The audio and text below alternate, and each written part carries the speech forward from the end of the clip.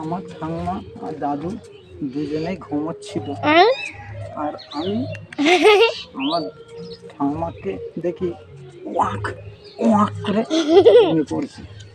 তারপরে আমার দাদুকে বললাম, ও দাদু তোমার কি হয়েছে?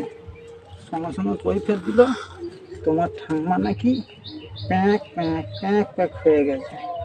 তো আমি কি বলি ভাই, খানিকক্ষণ ধরে গিয়ে ডাক্তারখানায় নিয়ে যাবো বলে সব কিছু ব্যবস্থা করেছি। একটা টোটো নিয়ে এলাম। টোটো নিয়ে যাওয়ার পর কী হবে, ভুল করে আমার ঠাম্মাকে নিয়ে যাওয়ার বদলে আমার দাদুকে টোটোয় নিয়ে নিলাম। নিয়ে গিয়ে ডাক্তারখানায় ভর্তি করলাম। কি বলিব রে ভাই, ডাক্তার আমার দাদুকে দেখে তারপর পেটের ছবি করে, তারপর হিস পরীক্ষা করে বলে কি না 9 মাসের অন্তঃসত্ত্বা। কি আনন্দ, কি আনন্দ! আমার দাদু আর কিছুদিন পরে মা হতে চলেছে,